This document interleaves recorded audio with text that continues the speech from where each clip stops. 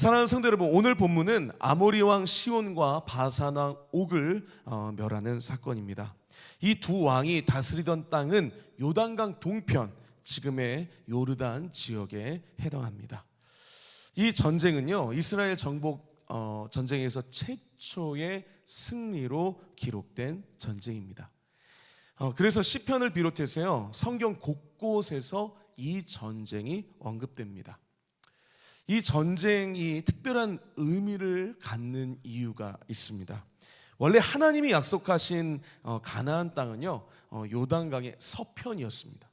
그래서 요단강 서편만 이렇게 그 가나안을 땅을 주님께서 약속을 하셨는데, 그런데 어떻게 된 거죠?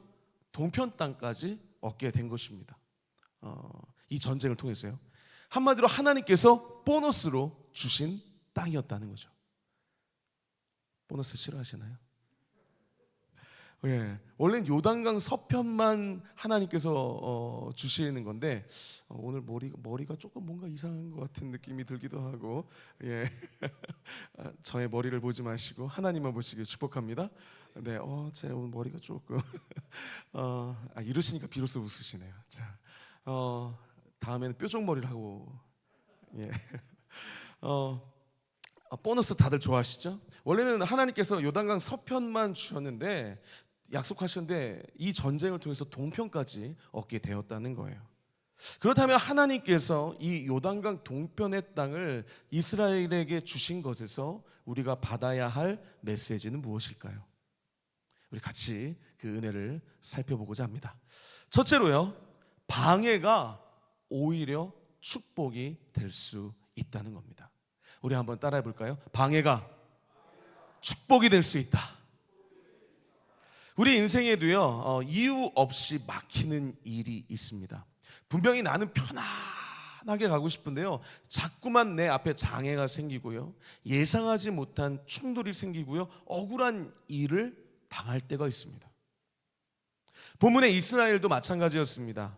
그들은 원래 그 요단강 동편으로 싸우러 간 것이 아닙니다. 요단강 서편으로 가기 위해서 그 동편을 어쩔 수 없이 지나가야 됐던 거예요. 그래서 그저 지나가게 해달라고, 길을 열어달라고 정중하게 요청을 합니다. 본문 21절 22절입니다 자, 시작.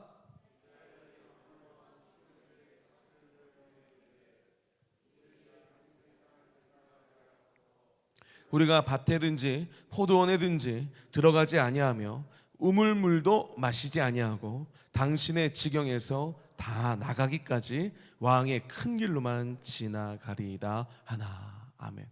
한마디로 말하면요, 우리는 싸우러 온 것이 아닙니다. 이 길만 지나가게 해주십시오 라는 것입니다.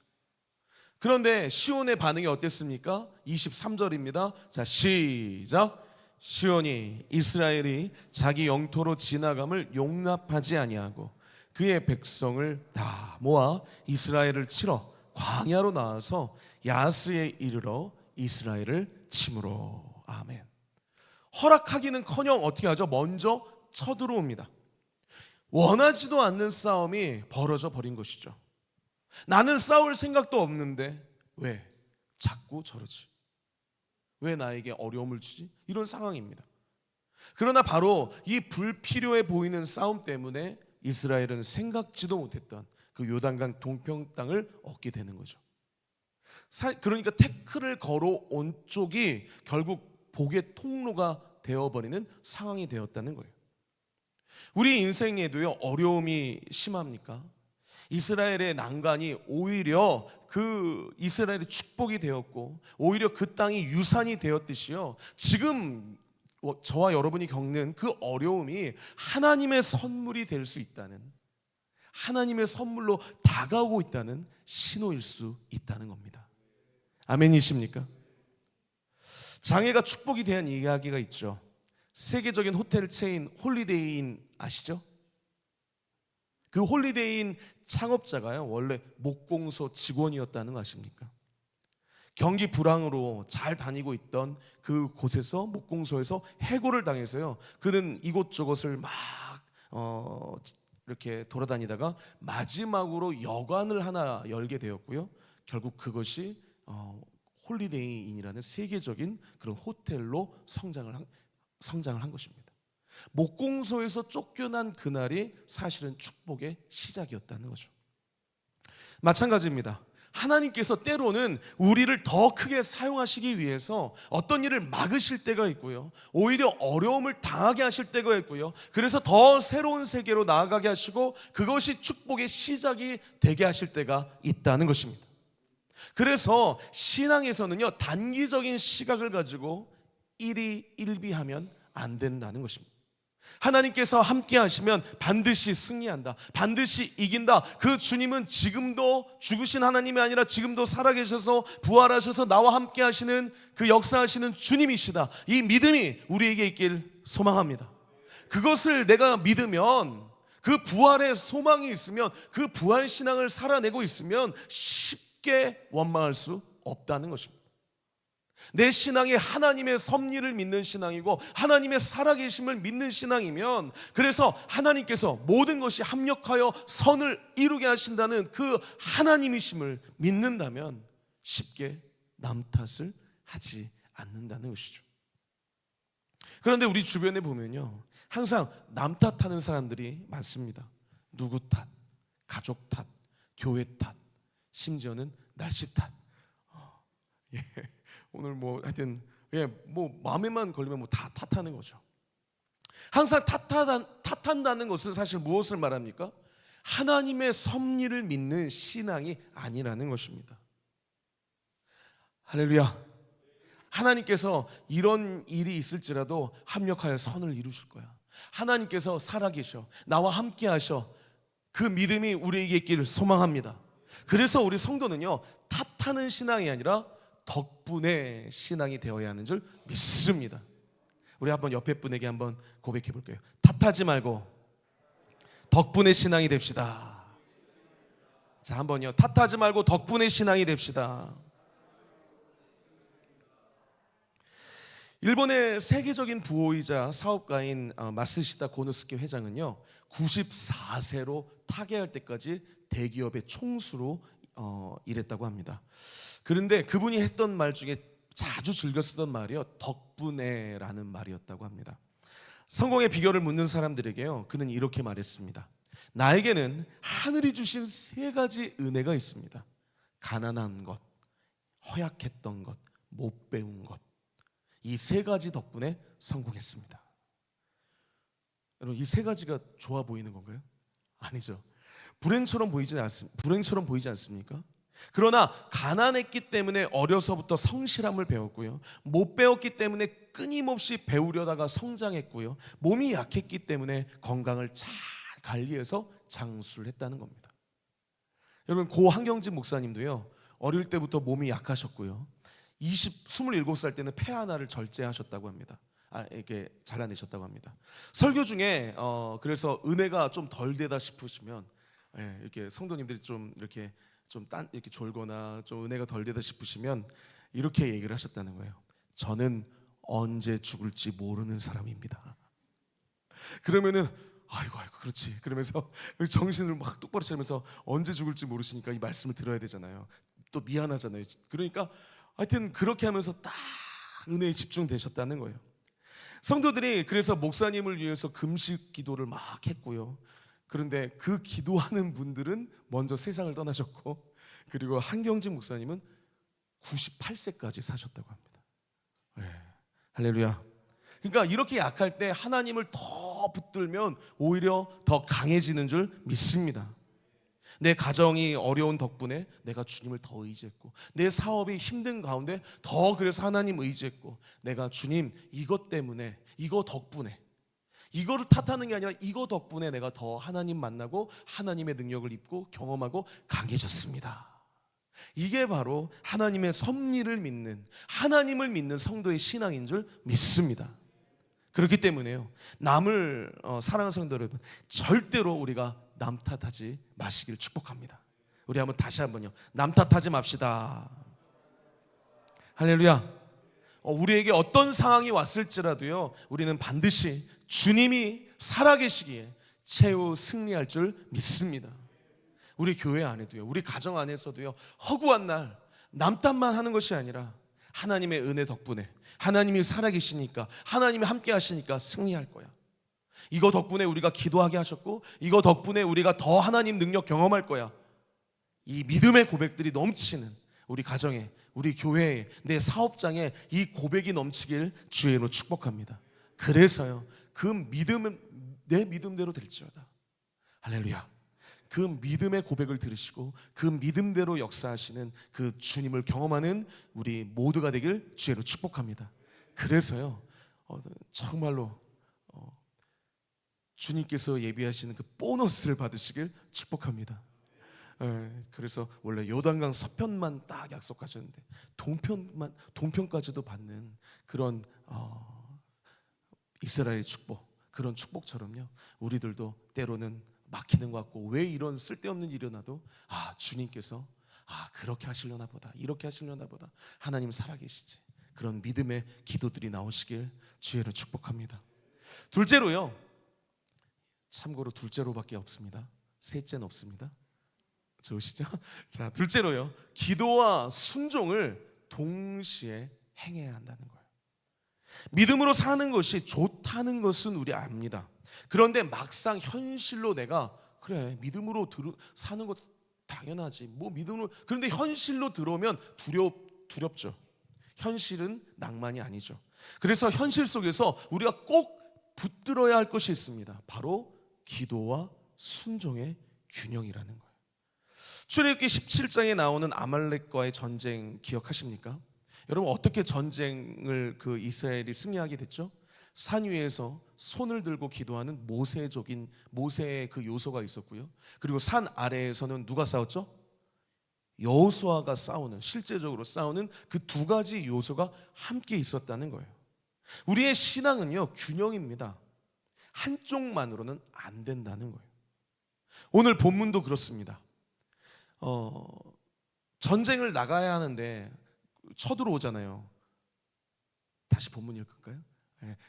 이렇게 전쟁 이제 싸워야 되는데 두렵지 않습니까? 그런데요, 이스라엘이 이 요단강 동편만 그냥 무사히 지나가면 되는데 왜 이런 전쟁을 일으키셨지? 왜 이런 일이 일어났지? 그냥 막 단순하게 그 기도만 한 게 아니라 어떻게 합니까?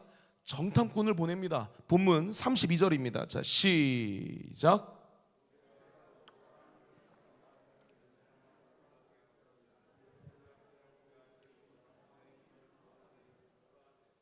아멘.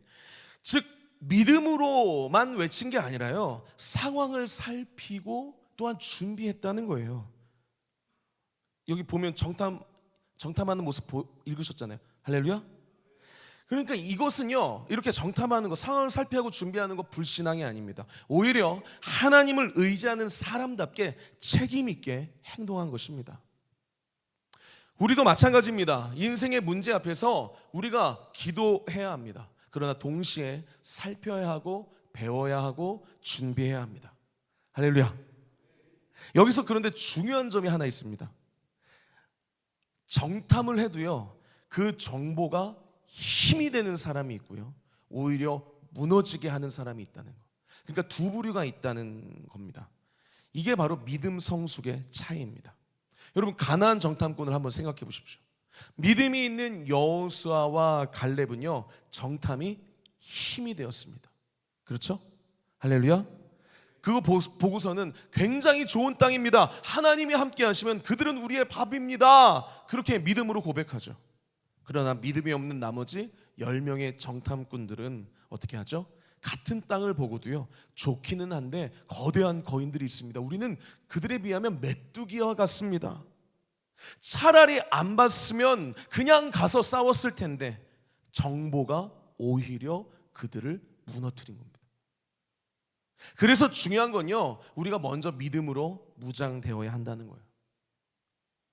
우리 가운데 이런 사람 있지 않습니까? 하나님, 나는 믿음은 좀 부족한데요, 주님 먼저 저에게 축복만 주시면 저 믿음 생활 잘 할 수 있습니다.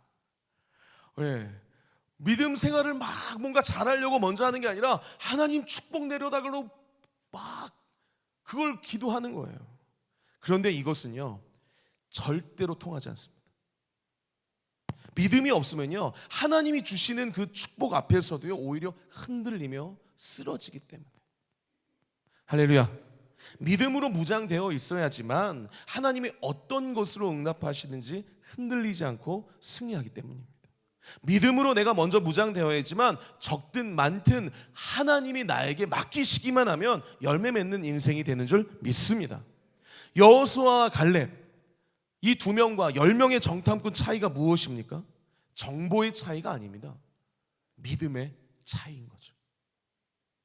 믿음이 있으면 정보가 도움이 됩니다. 믿음이 없으면 정보가 오히려 두려움이 됩니다. 그렇기 때문에요, 먼저 우리는 믿음으로 무장해야 하는 줄 믿습니다.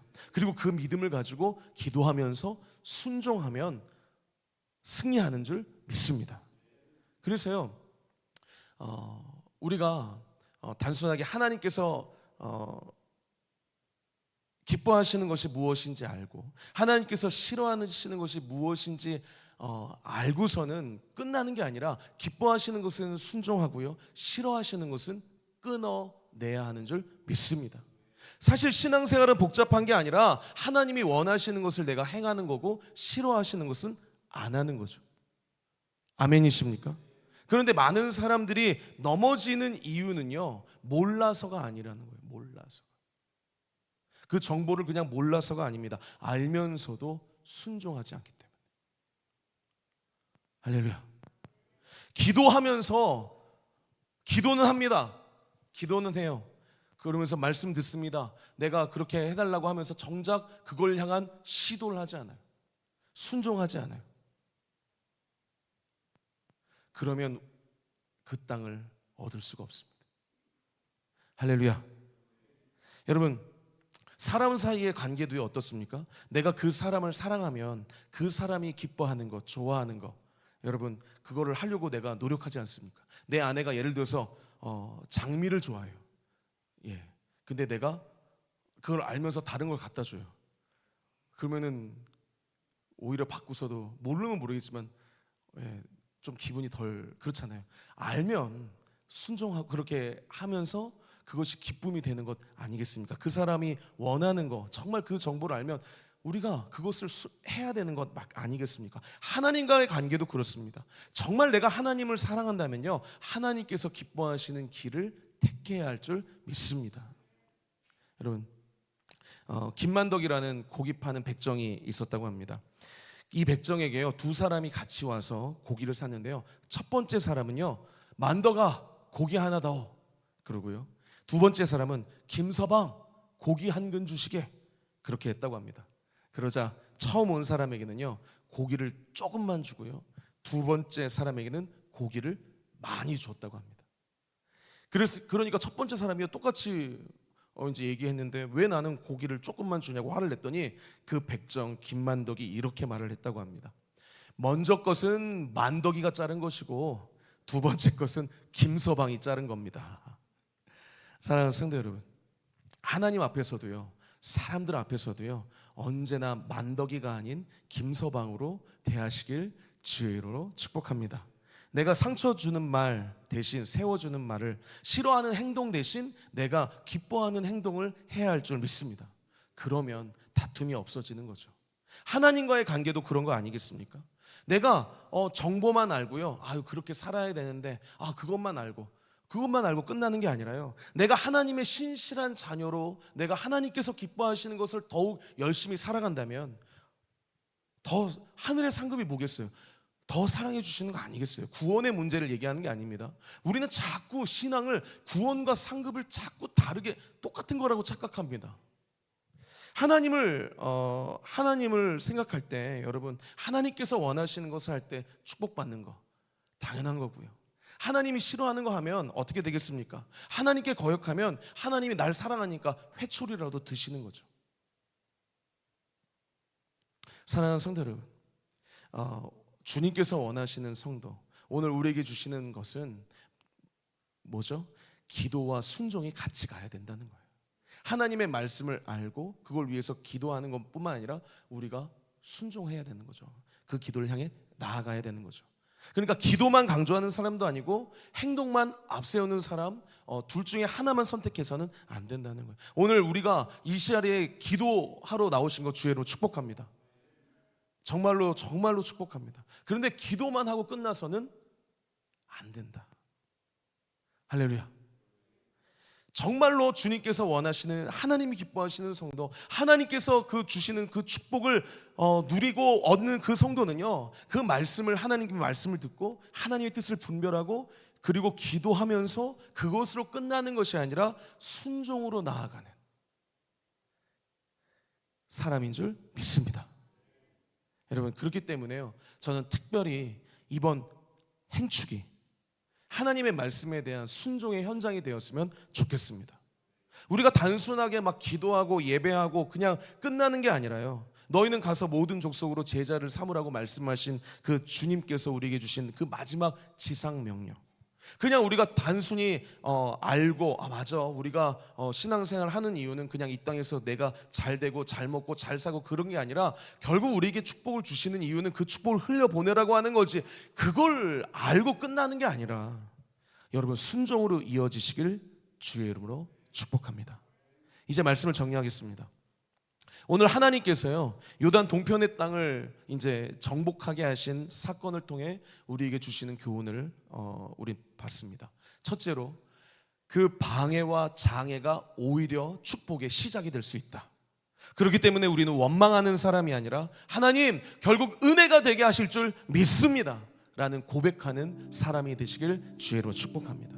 그래서 어떤 내 삶에 어떤 장애가 와도 어떤 어려움이 와도 남 탓하는 인생이 아니라 하나님의 섭리를 믿고 그것 덕분에 하나님 내가 기도합니다, 그것 덕분에 하나님 더 의지합니다, 그것 덕분에 하나님께서 역사하시고 하나님을 더 만나게 하실 줄 믿습니다, 덕분에 신앙이 되시길 주의 이름으로 축복합니다.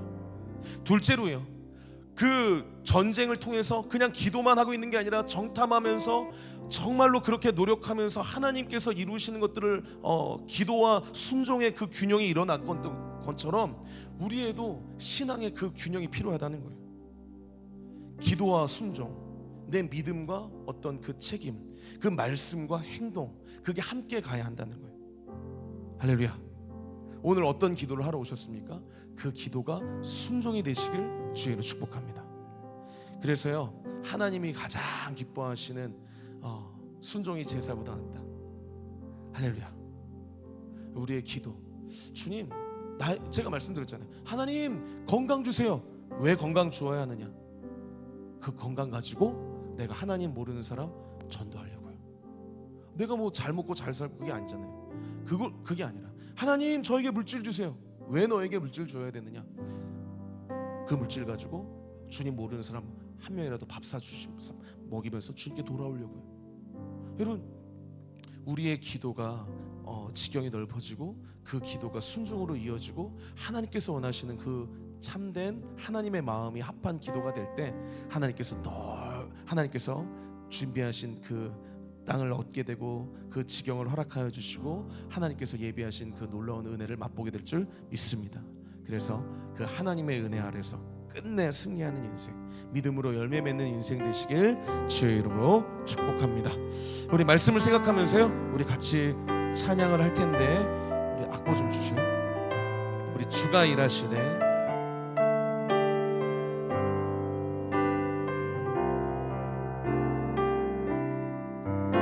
날이 저물어 갈 때, 빈들에서 걸을 때, 그때가 하나님의 때,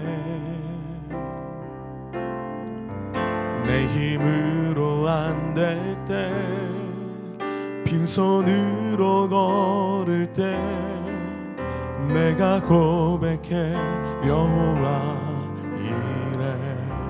우리 같이 고백합시다. 주가 일하시네.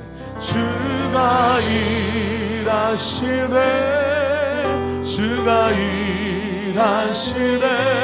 주께 아끼지 않는 자에게